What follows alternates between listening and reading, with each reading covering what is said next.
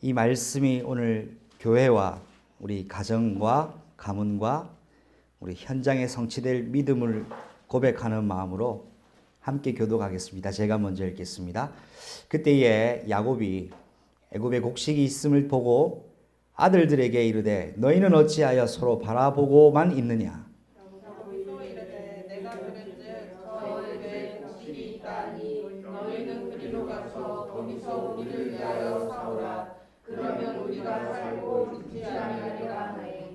요셉의 형 10사람이 애굽에서 곡식을 사려고 내려갔으나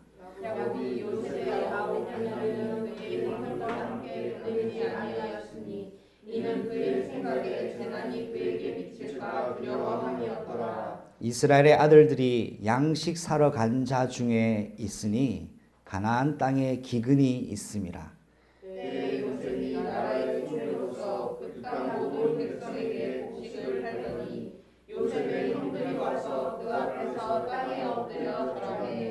요셉이 보고 형들인 줄 아나 모른 채 하고 엄한 소리로 그들에게 말하여 이르되 너희가 어디서 왔느냐. 그들이 이르되 곡물을 사려고 가나안에서 왔나이다.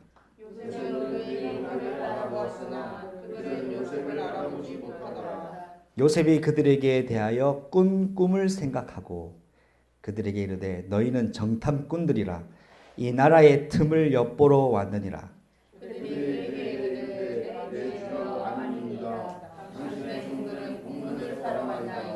우리는 다 한 사람의 아들들로서 확실한 자들이니 당신의 종들은 정탐꾼이 아니니이다.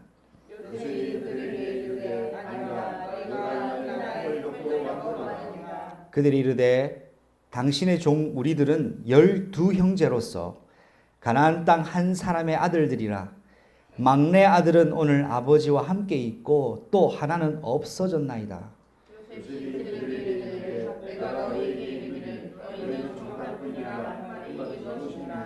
너희는 이같이 하여 너희 진실함을 증명할 것이라. 바로의 생명으로 맹세하노니 너희 막내 아우가 여기 오지 아니하면 너희가 여기서 나가지 못하리라.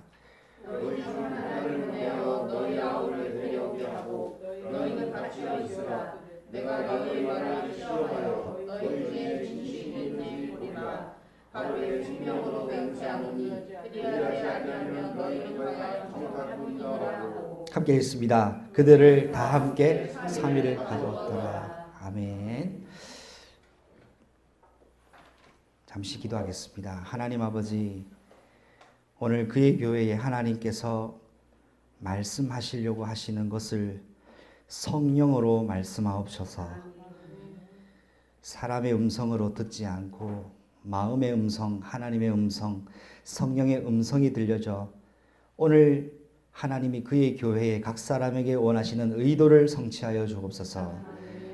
우리의 말씀 받는데 돌짝밭 같이 즉시 말씀 받을 때는 기뻐했다가 현실 속에 말씀 때문에 오는 박해를 만났을 때는 넘어지고 쓰러지는 것이 아니라 이 말씀이 오히려 30배, 60배, 100배의 증거로 남는 이번 주간이 되게 축복하옵소서. 예수님 이름으로 기도합니다. 아멘. 오늘은 렘넌트 주일, 우리가 익히 알고 있듯이 어린이 주일이라고 알고 있죠. 어린이 주일을 맞이하여서 많은 교회들이 오늘 어린이 주일 관한 절기 메시지를 아마 하고 있을 겁니다. 저는 이번 주간 말씀을 생각하고 묵상하면서도 하나님께 너무너무 또 한 번 감격하고 감사했습니다. 여러분도 잘 알고 계시는 것처럼 저는 절기 때 메시지를 절기 메시지로 따로 바꾸지는 않아요. 그런데 오늘 메시지가 42장입니다. 여러분 말씀을 확인해 보시면 아시겠지만 오늘 요셉은 어린 시절 꿈을 꿨던 것이 이루어지는 날이에요. 오늘 렘넌트 주일을 맞이하여서 하나님이 42장 1절로 17절 본문을 그의 교회에 주신 것에 저는 영광을 돌려드리고 싶습니다. 따로 이 절기 메시지를 이렇게 묵상하는 건 아니었는데 저는 분명히 지난주에 42장을 하려고 계획을 했었거든요. 그게 제 메시지 계획에는 지난주가 42장 차례였는데 하나님이 제 생각과 제 마음을 주장하셔서 42장을 건너기 전에 새로운 이름과 새로운 가정과 새로운 교회와 새로운 후대라는 언약을 다시 한번 확인하게 하셨는데요. 이번 주 말씀을 딱 묵상해 보니까 어린이 주일, 렘넌트 주일에 합당한 말씀인 걸 우리에게 주셨더라고요. 그래서 오늘 제목 한번 읽어보겠습니다. 시작. 오래전 그 꿈이 이루어지던 날. 이거에서 좀 더 서술을 하나 붙이면 어릴 적이라는 제목을 넣는다면 좀 더 구체적이 될 것 같습니다. 한번 어릴 적 넣어서 한번 읽어볼까요? 시작. 어릴 적 오래전 그 언약이 이루어지던 그날. 오늘 본문을 여러분 보셔서 아시겠지만 형들은 비웃었습니다. 뭐라고 비웃었는지 여러분 아시죠? 우리가 요셉을 팔아버리면 그 꿈이 어떻게 되는지 한번 보자 했는 걸 여러분 기억하시죠? 근데 꿈이 어떻게 됐습니까? 오늘 꿈이 이루어졌습니다.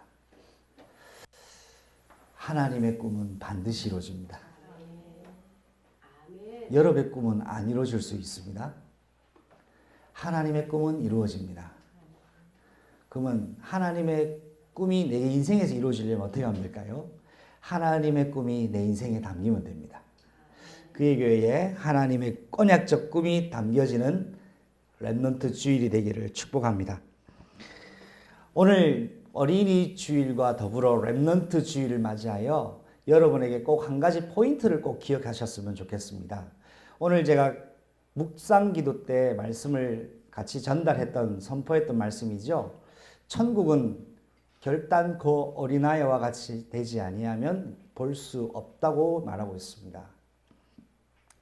여기에서 어린아이는 아무도 없습니다. 그지요? 그런데 오늘 예수님께서 천국은 어린아이와 같이 되지 않으면 결단코 볼 수 없는 곳이라고 하셨는데 오늘 렘넌트 주일과 어린이 주일을 맞이하여 그의 교회와 여러분과 저희 인생에 하나님이 오늘 딱 꼬집어서 말씀하고자 하시는 것이 있습니다. 어린아이를 하면 특징이 있습니다. 특징이 뭡니까? 순수하고 순박하고 천진하고 난만하고.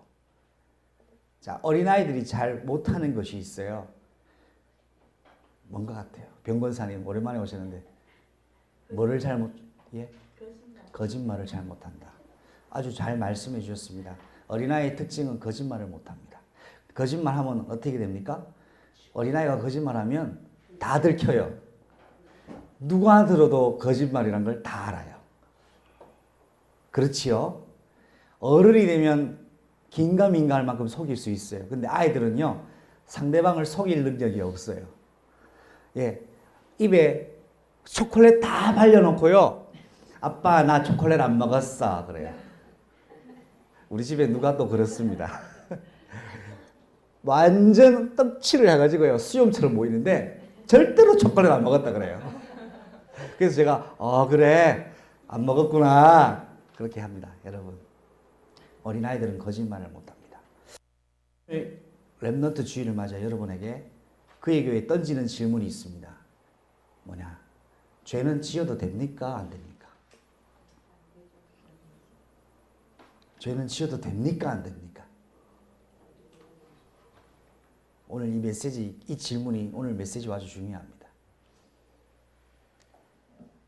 그리고 두 번째 질문. 여러분 죄를 짓고 있습니까? 안 짓고 있습니까? 네. 죄는 지으면 안 되는데 지금 맨날 죄를 지고 있다면 우리는 어린아이와 같을 수 없다라는 결론을 낼 수 있습니다.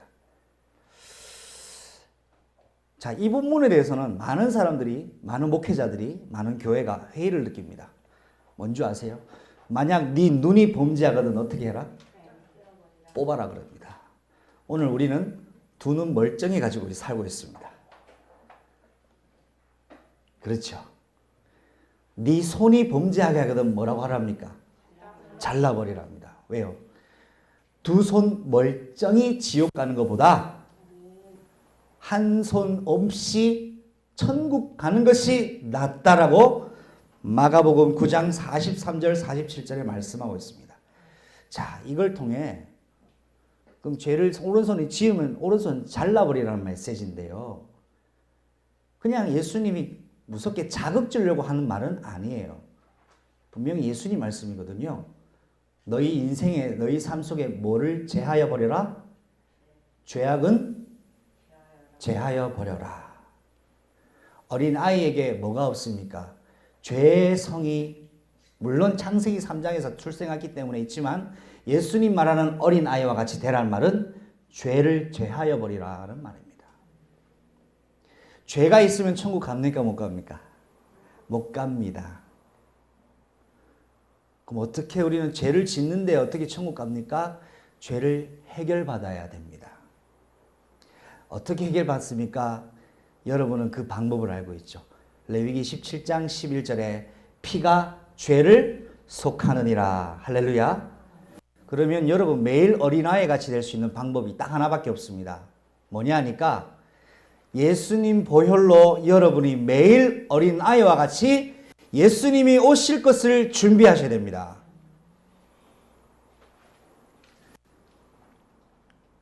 오늘 이 본문하고 도대체 어린아이와 또 거짓말과 죄를 지어도 되냐 안 되는 것이 무엇이 어떻게 매치가 되느냐 좀 난감하실 때 제가 이제부터 풀어보겠습니다. 여러분 서로는 이겁니다. 여러분과 제 인생 살면서 뭐를 없애라? 하나님 보시기에 죄를 없애시기를 축원합니다. 하나님 보시기에 거룩한 주의 백성으로 오늘 우리는 살아야 됩니다. 첫 번째입니다. 문제와 위기가 응답으로 바뀌던 그날이 오늘이었습니다.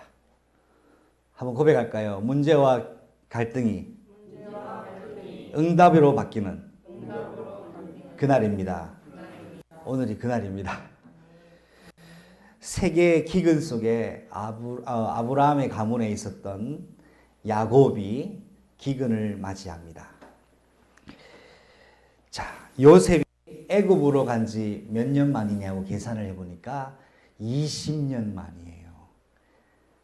20년 만에 형들이 요셉을 팔고 난 이후에 애굽으로 다시 돌아갑니다. 요셉을 파고 난 20년 이후에 형들이 쌀을 구하러 애굽으로 갑니다. 여러분, 요셉이 꿈 얘기했던 거를 여러분 기억하실 겁니다. 형들 앞에 꿈 이야기를 했습니다. 그때 형들이 기뻐 날뛰었습니까? 시기하고 미워하고 싫어했습니까? 시기하고 미워하고 싫어했어요. 근데 그게 얼마만큼 시기하고 미워하고 싫어했느냐 하니까 저 요셉 저거 없어졌으면 좋겠다라고 생각을 했습니다. 사람이 미우면요 없어졌으면 좋겠는가 봐요. 요셉 형들이 동생이 없어지기를 바랬어요.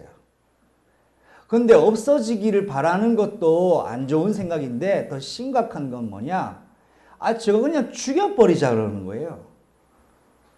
동생이 눈에 보여서 가시 같은 것이라 존재라는 것은 우리가 이해할 수 있습니다. 그런데 미우니까 어떻게 합니까? 죽여버리자 그럽니다. 자, 이럴 때 어떤 한 형제 중에 한 사람이 이야기하죠. 그 사람은 바로 계산에 밝았던 유다입니다. 유다가 뭐라 합니까? 얘들아, 동생 죽이는 게 뭐가 좋은 일이겠냐? 지금 우리에게 돈이 필요하지 않냐? 그러면 우리 이 아이를 상인한테 팔아버리자. 죽이지도 않고 돈도 없고 일석이조 아니냐? 그러니까 형제들이 다 좋다고 해서 그렇게 합니다. 여러분, 우리 창세기 42장 1절 한 번만 더 읽어볼까요? 시작. 그때에 야곱이 애굽에 곡식이 있음을 보고 아들들에게 이르되 너희는 어찌하여 서로 바라보고만 있느냐? 여러분, 쌀이 없습니다. 기근입니다. 근데 형제들이 야곱 형들이 뭐 하고 있습니까? 서로 얼굴만 멀뚱멀뚱 쳐다보고 있어요. 뭡니까? 무능입니다. 요셉을 팔 때는 얼마나 지혜로운지 몰라요. 그런데 기근 앞에서는 무능한 야곱의 아들들이었습니다. 그의 교회가 선한 데는 지혜롭고 악한 데는 미련하게 될 줄로 믿습니다. 야곱의 내면 속에는 깊은 아픔이 있었습니다. 여러분은 그런 경험이 있었는지 모르겠습니다. 사랑하는 아이를 실종해 보신 경험이 있으신지 모르겠습니다. 야곱은 아들들 중에 가장 사랑하는 아들 요셉을 실종하게 되는 아픔을 겪습니다. 그런데 더 아팠던 건 뭐냐 하니까 내 아들이 내 실수로 실종한 것이 아니라 믿고 맡겼던 형들에 의해서 실종됐다는 것이 야곱의 마음에 크나큰 상처였습니다. 그래서 야곱은 자신의 인생에서 가장 소중한 걸 상실한 20년의 시간. 여러분에게서는 무엇이 가장 소중합니까? 그 소중한 게 사라진 20년의 시간을 보내는 사람이 야곱이었습니다. 사람이 중요한 것을 상실해버리면 다 잃어버립니다. 사람이 부도나면 자살해버리잖아요. 이 부분. 왜? 내 모든 걸 다 잃어버렸으니까요. 그런데 내 가장 중요한 나의 삶의 이유와 목적이 사라졌는 그 상태로 20년을 살아왔어요. 이게 야곱의 아픔이었습니다. 저는 상상할 수가 없어요. 아이를 잃어버려서 20년 동안 기다리고 죽었다는 걸. 자, 이런 말씀이 있습니다. 이런 말이 있습니다. 사람은 죽어서 무덤에 묻지만 자식은 죽으면 어디에 묻는답니까? 가슴으로 묻는데요. 야곱이 그 어떤 어려움보다 제일 아팠던 것이 자식을 잃은 아픔이었지 않았나라고 생각합니다. 이게 상처가 있었습니다. 여러분, 오늘 이 야곱의 상처가 오늘 저와 여러분에게 뭐라고 얘기하고 계십니까? 모든 인간에게는 뼈아픈 상처가 있습니다. 여러분의 상처가 잘못된 것이 아닙니다. 여러분의 상처는 틀린 것이 아닙니다. 여러분은 복음으로만 치유될 수 있습니다. 그래서 상처에 머물러 있는 것이 아니라 복음을 가진다는 것은 뼈아픈 상처를 복음의 힘을 의지하여 딛고 일어나는 것입니다. 그의 교회는 뼈아픈 상처를 복음의 능력으로 딛고 일어나는 날이 되시기를 바랍니다. 이게 하나님이 저와 여러분에게 원하시는 겁니다. 왜 상처가 나쁜 겁니까? 왜 딛고 일어나야 됩니까? 여러분, 상처는 사단이 100% 붙잡고 있는 틀린 것입니다. 여러분을 성장시키지 못하도록 하는 사단의 전략 중에 전략입니다. 저 사람 좀 이상하다 느끼는 거 있었죠? 저 사람은 어떻게 저럴 수 있을까 느끼실 수 있었을 거예요. 여러분, 사람이 이상한 게 아니고요. 그 사람의 상처가 그 사람을 이상하게 만든 거예요. 그 뒤에는 영적 배경까지 있습니다. 오늘 여러분의 상처를 발견하고 이 상처가 그리스도로 완전히 덮어지는 언약의 날 되시기를 바랍니다. 자, 야곱이 가장 소중한 것을 잃어버렸는데 너네들 다 쌀 사러 와 그러고 하면서 베냐민은 안 보냅니다. 왜요? 라헬의 유일한 아들 베냐민까지 맡기지 않습니다. 이건 당연한 거 아닐까요? 야곱이 왜 베냐민을 형들에게 의탁 안 합니까? 예? 뭐라고 하셨어요? 맞습니다. 정확하게 얘기했습니다. 또 잃어버릴까 봐요. 당연한 거 아니에요? 베냐민을 형들에게 맡기지 않은 것은 오늘 우리에게 어떻게 적용해야 됩니까? 하나님이 그에게 오늘 이렇게 말씀하십니다. 하나님께서 축복을 주셨다가 그 축복을 하나님 보실 때에 관리를 못하고 상실해버리면 더 이상 그 다음 임무를 하나님은 맡기지 않습니다. 이거는 아주 가벼운 이야기가 아닙니다. 한 달란트를 맡겼을 때 한 달란트를 남기는 사람에게 하나님께서는 축복하신다는 것을 여러분 기억하셔야 됩니다. 잃어버리고 놓쳐버리면 하나님께서는 다음 것을 맡기지 않으십니다. 여러분에게 주신 것을 하나님 앞에서 여러분 영광 돌려드리는 최고로 귀하게 쓰임받는 충성된 하나님의 권속들 되시기를 주 예수님 이름으로 축복합니다. 양식을 가지러 이제 애굽으로 갑니다. 그런데 양식을 구하러 저 머나먼 애굽으로 하니까 쉽지 않은 여정이겠죠. 쌀을 사러 가야 됩니다. 곡식 사러 가야 됩니다. 왜요? 양식이 없기 때문에. 그런데 기근 때문에 하나님은 요셉 가정에 야곱의 가정에 하신 일이 있습니다.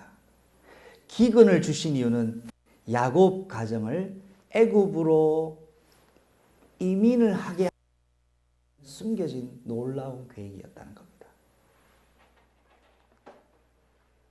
이거 여러분 잘 이해를 하셔야 됩니다. 하나님은 야곱 가문을 애굽으로 이주를 시키십니다. 이제부터. 이 작업을 위해 쓴 하나님의 방법이 뭐냐? 기근을 허락하셨어요. 왜? 기근 안 주면 절대로 움직일 이유가 없거든요. 고백합시다. 내 인생의 기근은 하나님의 계획을 이루는 방편이다. 오늘 이것이 여러분의 믿음으로 믿어지시기를 바랍니다. 눈앞에 기근입니다. 내 남편을 보면 기근입니다. 내 상황을 보면 기근입니다. 내 미래를 보면 기근입니다. 근데 그 기근이 하나님의 계획을 이루는 방편이라고 오늘 그의 교회에 하나님이 말씀하고 있습니다. 쌀이 없었기 때문에 애굽에 갔습니다. 애굽에 간 건 쌀 사러 갔습니다. 근데 쌀 사러 가면서 누구 만납니까? 잃어버린 요셉을 만납니다. 할렐루야. 나중에 이제 여러분 확인하시겠지만 야곱에게 요셉이 버금 수레를 보내요. 나중에 진수가 출세해서 아버지한테 캐딜락을 보낸단 말이에요. 차를. 그러면 그 차 보고 어리둥절하지 않겠습니까? 이거 누가 보냈냐 그러니까 아버지 요셉이 보냈습니다. 내 아들 요셉이 살아있냐? 20년의 상처가 어떻게 됩니까? 완전히 지우는 날이 돼요. 여러분에게 그런 날이 있을 것입니다. 상처에 머물러 계시지 마세요. 하나님이 여러분에게 이런 날을 준비하고 계십니다. 자, 인생의 기근을 만났을 때에 사람들은 다 끝났다고 자살을 하려고 합니다. 그건 사단의 속임수입니다. 가룟 유다도 자살 안 했더라면 또 어찌 됐을지는 아무도 모릅니다. 그런데 스스로가 심판해 버렸어요. 하나님의 구원의 기회를 스스로가 상실해 버렸습니다. 여러분, 인생의 기근이 어려운 것은 분명합니다. 그러나 인생의 기근을 통하여 누구를 만날 수 있습니까? 생명의 주 그리스도를 만날 수 있습니다. 이게 오늘 첫 번째 대지의 핵심입니다. 지금 우리가 사는 인생은 돈 많이 벌고 성공하고 출세하는 건 좋은 일입니다. 이 이전에 하나님의 의도한 것이 있습니다. 오늘 저와 여러분이 숨쉬는 이유가 있단 말이에요. 지금은 은혜의 시대예요. 누구든지 주의 이름을 부르는 자는 구원을 얻으리라. 은혜의 시대예요. 지금은 누구든지 예수님 부르면 구원을 받는 시대예요. 인생의 기근을 만난 자들에게 오늘 이번 주간 예수 생명의 복음을 전달하는 한 주간이 됩시다. 아멘. 우리 성경 구절 제가 드렸던 거 가지고 계시죠? 성경 구절을 좀 확인하겠습니다. 잠언 16장 9절 한번 읽습니다. 시작. 사람이 마음으로 자기의 길을 계획할지라도 그의 걸음을 인도하시는 이는 여호와시니라. 20장 24절입니다. 사람의 걸음은 여호와로 말미암나니 사람이 어찌 자기의 길을 알 수 있으랴. 사람이 계획한다 할지라도 걸음을 인도하시는 분은 누굽니까? 하나님입니다. 이것만으로도 오늘 우리는 기뻐하고 기뻐해야 됩니다. 두 번째입니다. 오래전 그 꿈이 이루어진 그날입니다. 오늘이. 요셉이 깜짝 놀랐을 겁니다. 왜요? 내 눈앞에 누가 왔지요? 형들이 왔어요. 올 것이 온 거예요. 요셉 앞에 형들이 뭐합니까? 엎드려서 절합니다. 42장 6절을 같이 읽습니다. 시작. 그때에 요셉이 나라의 총리로서 그 땅 모든 백성에게 곡식을 팔더니 요셉의 형들이 와서 그 앞에 땅에서 절하매. 아멘. 요셉이 이 얘기를 정확하게 20년 전에 형들 앞에서 이야기했을 때 형들은 비웃었습니다. 그의 교회가 하나님의 꿈을 오늘 언약 잡고 이야기할 때 세상은 비웃을 수 있습니다. 그러나 하나님은 언약 잡은 자와 언약 잡은 교회를 반드시 오래전 그 언약적 꿈을 이루는 그날을 준비하고 계시는 하나님이십니다.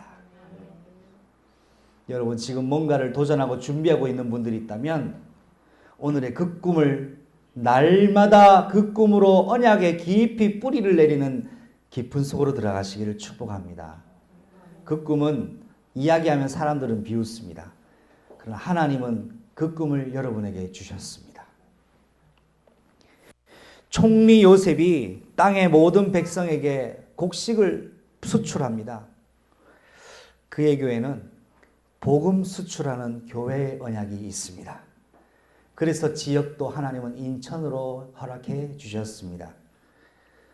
곡식을 수출했던 요셉이 곡식만 수출한 것이 아니라 여호와의 이름을 수출했던 것처럼 우리 인생이 그의 교회로 말미암아 인천과 대한민국 전 세계에 그리스도의 이름 복음 수출하는 교회가 된 줄로 믿습니다. 요셉이 꿈을 꿨던 것을 비웃었지만 20년 만에 성취되어지는 20년 전에 주신 하나님의 꿈이었습니다. 갈라디아서 6장 7절과 9절을 한번 읽어보겠습니다. 성경 구절 드린 교재를 확인하십시오. 스스로 속이지 말라. 하나님은 업신여김을 받지 아니하시나니 사람이 무엇으로 심든지 그대로 거두리라. 자기의 육체를 위하여 심는 자는 육체로부터 썩어질 것을 거두고 성령을 위하여 심는 자는 성령으로부터 영생을 거두리라. 우리가 선을 행하되 낙심하지 말지니 포기하지 아니하면 때가 이름에 거두리라. 아멘. 형들은 불신앙의 씨를 심었습니다만 요셉은 믿음의 씨를 심었습니다. 심은 대로 거둡니다. 여러분, 오늘도 성령의 씨앗을 여러분의 인생에 심으시기를 축복합니다. 형들을 요셉은 알았습니다만 형들은 요셉이 요셉인 줄을 알아보지 못합니다. 요셉은 자신의 꿈을 멸시했던 형들을 봤습니다. 자기 앞에 절하고 있는 형들을 보며 요셉이 뭘 생각했냐? 하나님이 20년 전에 주셨던 언약이 떠올랐던 겁니다. 요셉은 항상 하나님의 언약을 떠올렸던 사람입니다. 사건을 보고 상황을 봤을 때, 원수를 봤을 때 저 죽일 놈이 왜 왔지가 아니라 하나님이 20년 전에 주셨던 언약을 성취하셨구나를 봤습니다. 여러분, 24 언약 전도 제자가 되시기를 축복합니다. 인간은 요셉을 죽일 수 있는 힘이 있었습니다. 그러나 그 요셉을 죽이려 하는 형들을 굴복시키는 분은 하나님이셨습니다. 여러분을 죽이려고 하는 인간은 여러분을 죽일 수도 있습니다. 굴복시킬 수 있습니다. 그러나 여러분의 하나님은 여러분을 핍박하고 죽이려 하는 그 존재를 굴복시키시는 하나님이십니다. 그럼 오늘 나는 누구 앞에 서면 됩니까? 나를 위하여 나의 원수를 굴복시키시는 하나님 앞에 서면 됩니다. 요셉은 힘이 없었습니다. 어릴 때는. 팔면 팔려야 했습니다. 누명 쓰면 뒤집어 써야 됐습니다. 뭐가 없으니까요? 힘이 없으니까. 그런데 요셉의 힘이 뭡니까? 나는 힘이 없는데 요셉에게는 힘이 있었습니다. 뭐죠? 그들을 굴복시키시는 하나님은 요셉의 힘이었습니다. 요셉이 총리되는 날 제일 뜨끔했던 사람이 누구였을까요? 보디발의 아내였습니다. 아이고, 이제 나는 죽었다. 누명 쓴 거 다 들켰네 이제. 힘없는 요셉의 힘이 뭡니까? 하나님이셨습니다. 힘없는 나의 힘의 근원의 배경이 누굽니까? 살아계신 하나님이십니다. 그분은 예수 그리스도입니다. 그분은 나의 그리스도가 되셨습니다. 내게 능력 주시는 자 안에서 내가 모든 것을 할 수 있느니라. 우리 성경 구절 이사야 60장 13절 14절 한번 읽어볼까요? 시작. 레바논의 영광 곧 잣나무와 소나무와 황양목이 함께 내게 이르러 내 거룩한 곳을 아름답게 할 것이며 내가 나의 발둘 곳을 영화롭게 할 것이라. 너를 괴롭히던 자의 자손의 몸을 굽혀 내게로 나아오며 너를 멸시하던 모든 자가 내 발 아래에 엎드려 너를 일컬어 여호와의 성읍이라 이스라엘의 거룩한 이의 시온이라 하리라. 아멘. 너를 괴롭히던 자의 자손이 몸을 굽혀 네게 나아온다 했습니다. 이동규 집사님 혹시 이 말씀 좀 생각나지 않습니까? 제가 나의 복음, 나의 언약을 뽑았을 때 이동규 집사님 저한테 따와 하셔가지고 목사님 메시지는 뭡니까? 그런데 이 말씀 읽어드렸습니다. 올해 저의 나의 언약, 나의 복음이 이성구입니다. 근데 오늘 요셉이 자기를 멸시했던 형들이 그 앞에 무릎을 꿇었습니다. 저는 하나님 올해 주신 제 개인 복음 언약을 오늘 강단 본문을 통해 다시 확인하게 해주신 하나님께 영광을 돌렸습니다. 너를 멸시하는 자를 네 발 앞에 엎드려 너를 일컬어 여호와의 성읍이라 할지다. 저는 언약을 잡았습니다. 요셉을 멸시했던 형들이 그 앞에 무릎을 꿇었습니다. 왜요? 요셉의 힘이신 하나님이 그들을 굴복시키신 겁니다. 여러분의 하나님이신 그리스도께서 여러분을 멸시하는 자를 굴복시키실 줄로 믿습니다. 두려워하지 말고 걱정하지 말고 낙심하지 마세요. 내가 두렵고 걱정하고 힘든 건 나를 굴복시키는 존재 때문이잖아요. 그런데 하나님은 오늘 어떤 분이라고 그에게 오늘 말씀하고 있습니까? 나를 굴복시키는 자를 굴복해 하시는 하나님이신 거예요.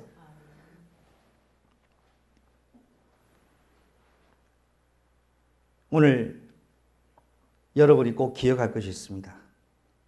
결국에는 하나님이 함께 하시는 대열 속에만 있으면 여러분은 최후 승리를 합니다. 민수기 14장 9절 말씀인데요. 한번 읽어보겠습니다. 시작. 다만 여호와를 거역하지 말라. 그 땅 백성을 두려워하지 말라. 그들은 우리의 먹이라. 그들의 보호자는 그들에게서 떠났고 여호와는 우리와 함께 하시느니라.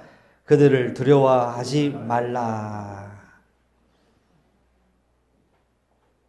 여러분이 하나님이 함께 하시는 대열 속에만 있으십시오. 기근입니까? 하나님이 함께 하시는 대열 속에만 있으십시오. 최후 승리합니다. 이제 형들에게 요셉이 쌀을 사러 왔다고 하니까 요셉이 싸늘한 모습으로 쌀을 주지 않습니다. 쌀 사러 오면은 줄 줄 알았어요. 돈은 얼마든지 가져왔거든요. 쌀 사러 오니까 모함을 받습니다. 너희는 정탐꾼이지 라고 그랬습니다. 쌀 사러 왔는데 우리 정탐꾼 아닌데요. 근데 요새 뭐랍니까? 너희 정탐꾼 라고 하지 않습니다. 너희는 정탐꾼이 확실해 라고. 야곱 아들들이 정탐꾼입니까? 아닙니까? 아니거든요. 근데 총리가 봤을 때는 정탐꾼으로 보는 거예요. 오늘 이 본문을 통해 오늘 저와 여러분이 한 가지 생각할 것이 있습니다. 주권자가 정탐꾼이라고 하면 정탐꾼인 겁니다. 주권자가 정탐꾼이라고 하면 나는 정탐꾼 아닐 수 있어요? 감옥에 가두라 하면 가두게 됩니다. 무슨 말인지 아셔요? 내가 결백하고 하면 자신으로 할 수 있는 게 아니고 주권자가 나에게 인정해줘야 되는 겁니다. 분명히 형들은 정탐꾼, 그런데 주권자인 총리 요셉이 너희는 정탐꾼이라고 해서 감옥에 가둬버려요. 왜? 주권자의 선택은 곧 법이니까요. 이게 오늘 우리에게 뭐라고 말씀하시는 거냐? 예수님 앞에 나는 예수님 죄가 없습니다 라고 한들 그거는 나 스스로의 증명에 불과하다는 겁니다. 누가 인정하셔야 됩니까? 주권자이신 예수님이 너는 죄가 없다 인정하셔야 구원의 완성 속으로 들어갑니다.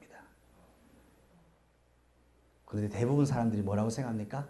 나는 구원 받았습니다 라고 얘기해요. 주권자가 허락을 하셔야 돼요. 여러분 속지 마세요. 구원의 확신 흔들리라는 말입니까? 구원을 주시는 분은 하나님이시고 구원을 완성하시는 분은 하나님이지 내 직분이 나의 구원을 입증해 줄 수 없고 나의 믿음이 나의 구원을 입증해 줄 수 없습니다. 믿음은 방편입니다.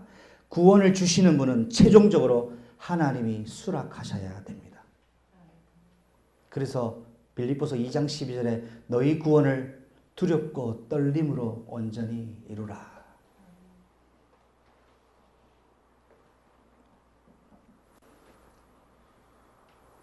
구원을 주시는 주권자는 하나님이십니다.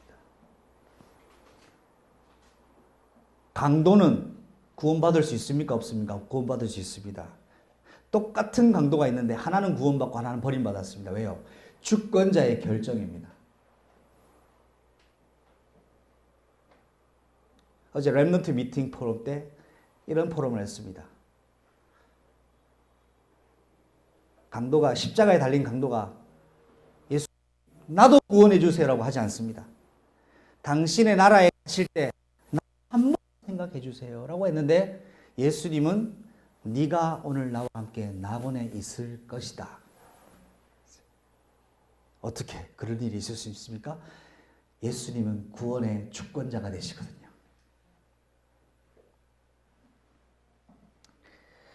곡식을 사러 왔지만 곡식을 줄 수 있는 권한자는 요셉뿐인 겁니다. 생명을 유지하기 왔지만 생명을 줄 수 있는 분은 여호와 하나님 예수 그리스도밖에 없습니다. 그래서 오늘도 우리는 뭘 붙잡아야 됩니까? 오직 예수입니다. 이사야 43장 11절 한번 읽어봅니다. 시작. 나 곧 나는 여호와라 나 외에 구원자가 없느니라. 아멘. 오늘 이 오래전 그 꿈이 이루어지던 그날은 뭐를 얘기하냐? 요셉 앞에서 형들은 무엇을 우리에게 말하고 있습니까? 심판의 시대가 올 겁니다. 기근의 시대는 기근을 통해 예수를 만날 수 있는 은혜의 시대지만 누구나 모든 사람은 어디 앞에 섭니까? 심판대 앞에 서는 날이 옵니다. 저와 여러분 똑같이. 주권자가 여러분을 최종 수락을 하시는 날이 온단 말이에요. 심판의 시대를 준비하시기 바랍니다.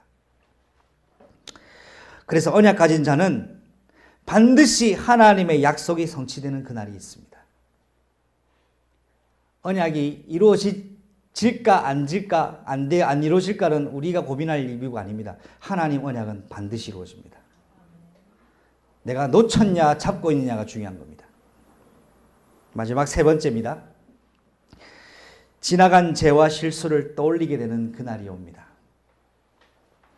오늘 3번이 가장 중요한 본문이 될 수 있습니다.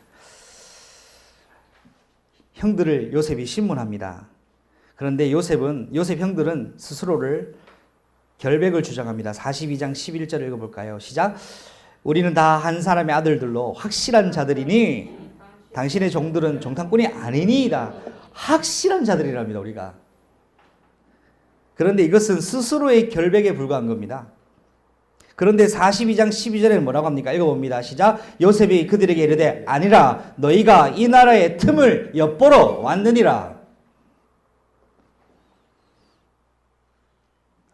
너희들이 아무리 결백하다고 해도 나는 너희를 정탐꾼으로 보고 있다 이 말이에요. 자, 스스로 이걸 계속 너희 정탐꾼이야 이렇게 계속 왜 몰고 가는 줄 아셔요? 요셉의 의도가 있어요. 옛날에 동생을 팔았던 걸 자백시키려고 계속 질문하는 거예요. 그러니까 요 형들이 뭐랍니까? 우리는 확실한 사람들입니다. 우리 형제는 12입니다. 그러잖아요. 그래? 12인데 왜 지금 10명밖에 안 하냐? 사실은 말입니다. 한 명은 아버지 품에 있고 한 명은 어떻다? 죽였습니다. 그럽니까? 샀습니다. 그럽니까? 없어졌대요. 자, 없어졌습니까? 없어졌어요? 없앤 거 아닌가요? 왜 거짓말 했을까요? 쌀 사러 와서 사실 우리가 돈 팔고 요셉 동생이 있었는데 돈 팔고 버렸습니다. 라고 얘기할 수 있겠습니까? 못하는 거예요. 거짓말하는 거죠. 형들은 계속해서 거짓말합니다. 근데 요셉은 뭐를 추궁합니까? 사실은 동생 하나가 있었는데 우리가 실수로 동생을 몹쓸 짓을 했습니다를 자백하기를 원했는데 형들은 자백하지 않습니다. 없어졌습니다. 예수님은요, 여러분에게 자백하기를 원해요. 여러분, 작은 죄도 덮어두지 마세요. 하나님 그것까지 하나하나 다 물어보십니다. 죄를 간과하지 마세요. 무서운 일이에요. 요한일서 1장 9절을 읽습니다. 시작. 만일 우리가 죄를 자백하면 그는 미쁘시고 의로이사 우리의 죄를 사하시며 우리를 모든 불의에서 깨끗게 하게 하실 것이요. 아멘. 오늘 요셉이 끝까지 압박하면서 요셉의 형들을 향하여 자백하게 하는 이유, 너희는 정탐꾼이야, 너희는 정탐꾼이야 라고 하는 이유가 뭐냐? 사실은 우리가 예전에 오래전 20년 전 몹쓸 짓을 했습니다 라고 하는 이야기를 원했는데 요셉의 형들은 끝까지 그 얘기는 안 합니다. 그러니까 결과가 뭡니까? 얘들아 저것들을 감옥에 쳐 넣으라고 했단 말이에요. 이 심판이 누가 하는 심판이죠? 예수 그리스도의 심판입니다. 그 말은 예수님 앞에는 거짓말할 수 있다 없다? 예수님은 여러분이 거짓말하는지 안 하는지 다 알고 계세요. 하나님한테 거짓말하지 마세요. 다 알고 있어요. 나 안 했는데요 라고 해도 하나님은 다 알고 있기 때문에 야 그래 니 안 했지? 감옥으로 가. 심판 앞에 섭니다. 그래서 오늘을 그리스도 안에서 죄를 해결받아야 돼요. 어떻게 해결받습니까? 고행해야 됩니까? 고해성사해야 됩니까? 아닙니다. 그런 것들로 그따위 것들로 죄가 해결되지 않습니다. 죄는 곧 사단입니다. 사단은 예수님의 보혈로만 완전히 무너집니다. 그리스도의 보혈이 나를 완전히 장악하셔야 됩니다. 언제요? 지금입니다, 여러분. 예배를 드리는데 하나님께 집중하지 못하는 것도 죄요. 예배를 드리는데 말씀 듣는데 딴 생각하는 것도 죄요.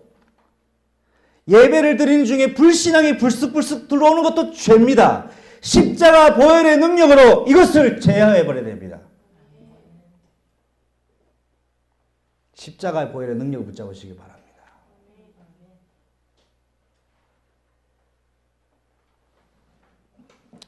말씀 뵙겠습니다. 42장 16절 읽겠습니다. 시작. 너희 중에 하나를 보내어 너희 아우를 데려오게 하고 너희는 갇혀 있으라. 내가 너희 말을 시험하여 너희 중에 진실이 있는지 보리라. 바로의 생명으로 맹세하노니 그러지 아니하면 너희는 과연 정탐꾼이니라. 한번 고백합시다. 너희 중에 진실이 있는지 보리라. 누구? 예수님의 음성입니다.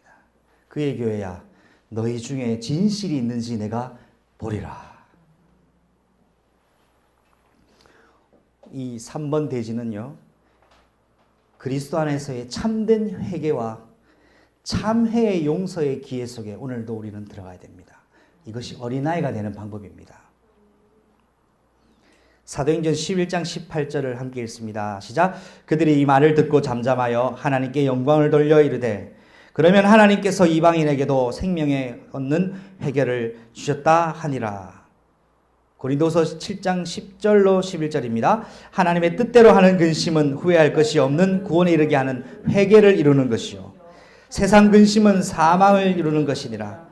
보라, 하나님의 뜻대로 하게 된 근심이 너희를 얼마나 간절하게 하며 얼마나 변증하게 하며 얼마나 분하게 하며 얼마나 두렵게 하며 얼마나 사모하게 하며 얼마나 열심 있게 하며 얼마나 벌하게 하였는가. 너희가 그 일에 대하여 일체 너희 자신의 깨끗함을 나타내었느니라.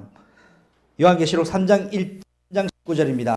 무릇 내가 내 사랑하는 자를 책망하여 징계하노니 그러므로 네가 열심을 내라 회개하라.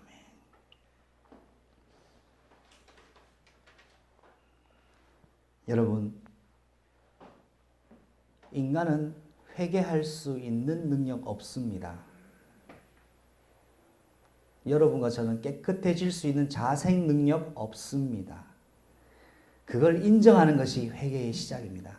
예수님, 나는 할 수 없으나 당신은 하실 수 있습니다 하면 보혈로 깨끗하게 정결하게 씻어버려요. 오늘 씻음 받으면 나는 하나님 나라에 합당한 하나님의 사람으로 승리하는 거예요. 내일 새날을 주시면 어떻게 합니까? 내일도 그리스도의 언약을 잡는 날이 돼야 되는 거예요. 언제까지요? 주님이 오실 때까지 이 작업을 반복해야 됩니다. 나는 날마다 죽노라. 그래서 여러분, 호세아 6장 1절 말씀이 여러분에게 꼭 가슴에 닿는 말씀이 되길 바랍니다.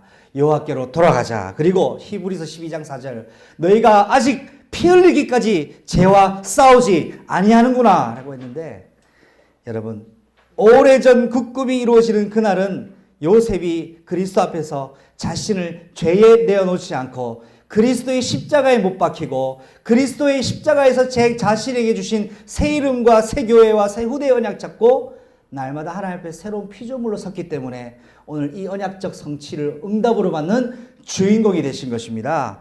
여러분에게 이러한 축복이 있기를 바랍니다. 하나님은 죄와 실수에 반드시 심판하시지만 그리스도의 보혈의 능력과 성령의 인치심은 이 심판을 면하는 하나님의 방법입니다. 기도하겠습니다. 하나님 감사합니다. 오래전 그 언약이 이루어지던 그날 말씀을 우리 마음속에 말씀으로 확증해 주신 것을 감사합니다. 하나님, 문제위기가 생명주 되신 그리스도를 찾게 되는 기회가 되게 주님 우리에게 은혜의 시대를 허락하신 것을 감사합니다. 그리고 오래전 그 꿈이 사람들이 비웃었지만 하나님께서는 반드시 이루시는 약속으로 성취하신 것에 영광 돌려드리며 오늘도 사람들의 비웃는 것에 신경 쓰지 아니하고 하나님의 언약의 약속만 굳게 잡기를 원하오니 축복하시고 성취하여 주시옵소서. 우리 삶 속에 있는 죄에 대한 모든 것들을 예수님의 보혈로 정결하게 하며 우리 중에 그리스도의 보혈로 진실이 있는지를 하나님이 친히 보시고 하나님께서 정말 우리에게 주신 영원한 심판을 면하는 은혜를 매일 누리는 회개의 영이 날마다 우리의 마음과 생각을 붙들어 주시옵기를 원합니다. 그리하여 어린아이와 같이 그리스도 앞에 순결한 신부와 같은 교회로 주님 오실 때까지 등불 기름을 준비한 교회가 되게 하옵소서. 예수님의 이름으로 기도합니다.